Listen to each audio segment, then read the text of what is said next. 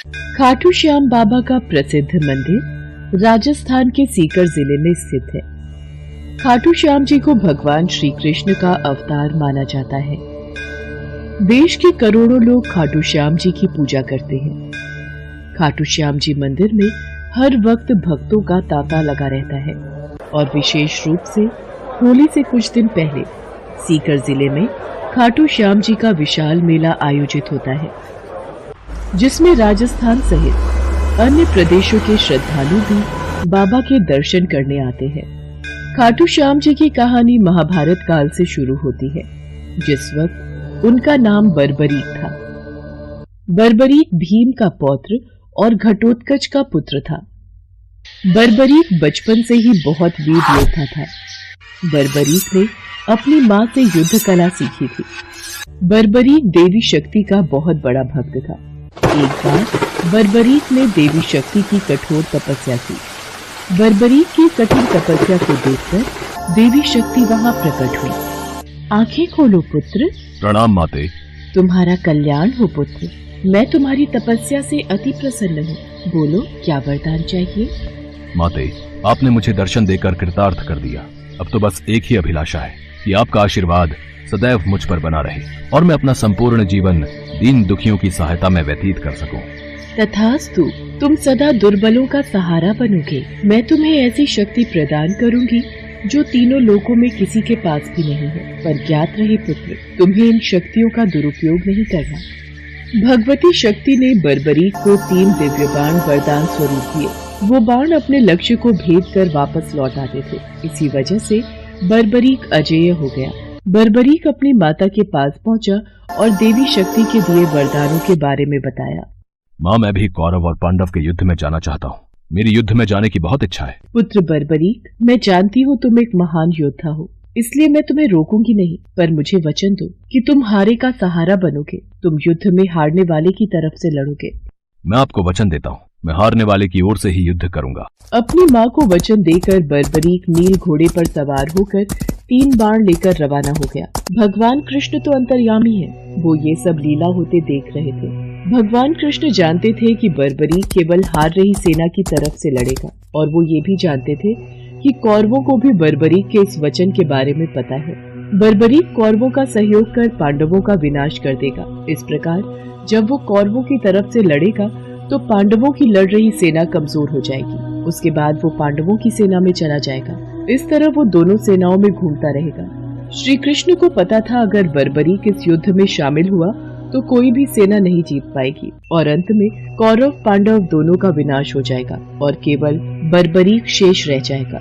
इसलिए रास्ते में ही श्री कृष्ण ने ब्राह्मण का वेश धारण कर बर्बरीक को रोका। बर्बरीक को रोकने का अब एक ही उपाय है। मुझे बर्बरीक से उसके शीश का दान मांगना होगा। हे महावीर योद्धा, तुम कौन हो? ये कुरुक्षेत्र की रणभूमि है। तुम कौरवों और पांडवों के युद्ध में क्या कर रहे हो? हे ब्राह्मण देव, मैं घटोत्कच का पुत्र बर्बरीक हूँ। मेरा प्रणाम स्वीकार कीजिए। मैं महाभारत के युद्ध में सम्मिलित होने आया हूँ। ऐसा कैसे हो सकता है? तुम मात्र 3 बाण से युद्ध में सम्मिलित होने जा रहे हो?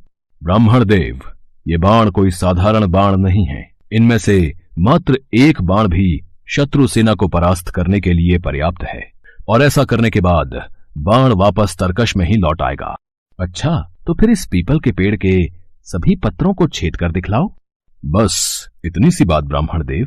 बर्बरीक ने ब्राह्मण रूपी श्री कृष्ण की चुनौती स्वीकार कर ली और ईश्वर को स्मरण कर पेड़ के पत्तों की ओर बाण चलाया। बाण ने क्षण भर में पेड़ के सभी पत्तों को भेद दिया और श्री कृष्ण के पैरों के इर्द गिर्द चक्कर लगाने लगा, क्योंकि एक पत्ता उन्होंने अपने पैर के नीचे छुपा लिया था। ब्राह्मण राज, अपना पैर यहाँ से हटा लीजिए, वरना ये तीर आपके पैर को भेद देगा। ये तीर बिना लक्ष्य पूरा किए वापस तरकश में नहीं लौटते। बर्बरीक के तीर अचूक हैं, लेकिन अपने निशाने के बारे में खुद बर्बरीक को भी पता नहीं रहता है। असली रणभूमि में अगर मैं सभी पांडव भाइयों को अलग अलग कहीं छिपा भी दूंगा ताकि वो बर्बरीक का शिकार होने से बच जाएं, तब भी बर्बरीक के तीरों से कोई नहीं बच पाएगा। इन अचूक तीरों से कोई नहीं बच सकता है। हे वीर योद्धा, मैं तुम्हारे साहस की सराहना करता हूँ। मैं तुमसे दान स्वरूप कुछ मांगना चाहता हूँ। ब्राह्मण महाराज, यदि मेरे वश में होगा तो मैं आपकी इच्छा स्वरूप दान की अभिलाषा जरूर पूर्ण करूंगा। मैं वचन देता हूँ, आप मुझसे दान में जो भी मांगेंगे मैं आपको मना नहीं करूंगा। मुझे तुम्हारा शीश दान चाहिए, क्या तुम ऐसा कर सकते हो? आप कौन हैं? मुझे अपना परिचय दीजिए। आप मुझे ब्राह्मण नहीं दिखाई देते, कृपया करके मुझे अपने वास्तविक रूप से अवगत कीजिए। बर्बरीक की प्रार्थना करने पर भगवान कृष्ण अपने रूप में आ जाते हैं। बर्बरीक उन्हें प्रणाम करता है। वासुदेव कृष्ण, आप स्वयं मेरे शीश दान की अभिलाषा हेतु आए हैं।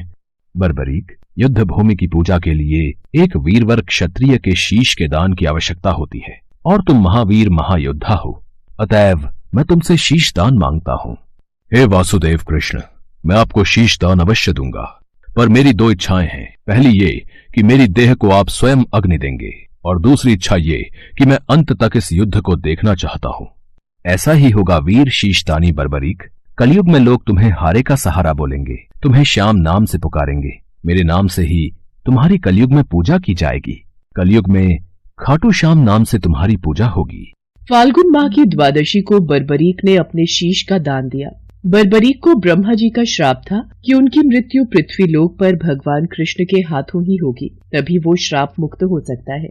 बर्बरीक का सिर युद्ध भूमि के समीप ही एक पहाड़ी पर सुशोभित किया गया, जहां से बर्बरीक ने संपूर्ण महाभारत का युद्ध देखा। युद्ध की समाप्ति पर पांडवों में ही आपसी बहस होने लगी कि युद्ध में विजय का श्रेय किसको जाता है। इस पर श्री कृष्ण बोले, तुम सबको आपस में विवाद में पड़ने की कोई आवश्यकता नहीं है। बर्बरीक का शीश संपूर्ण युद्ध का साक्षी है, अतएव उससे बेहतर निर्णायक भला कौन हो सकता है। ठीक है वासुदेव, फिर हम इस निर्णय को जानने के लिए बर्बरीक के पास ही चलते हैं। पौत्र बर्बरीक, तुमने तो युद्ध को बहुत ध्यान से देखा है, क्या तुम बता सकते हो हम सब वीरों में से इस युद्ध को जीतने का श्रेय किसे जाता है?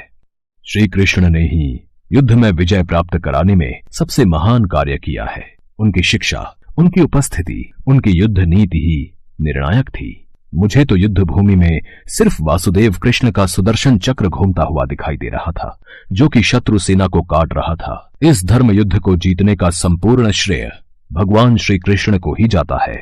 वीर बर्बरीक, तुम धन्य हो, तुमने बिल्कुल सही निष्कर्ष दिया। इसके पश्चात सभी पांडव बर्बरीक के निर्णय की सराहना करते हैं और भगवान कृष्ण से क्षमा मांगते हैं, क्योंकि वो जानते थे यदि स्वयं वासुदेव न होते तो ये धर्म युद्ध जीतना असंभव था। धर्म की विजय स्वयं वासुदेव कृष्ण के कारण ही हुई थी। भगवान कृष्ण के आशीर्वाद से बर्बरीक को कलयुग में श्याम नाम से पुकारा जाने लगा। आज भी खाटू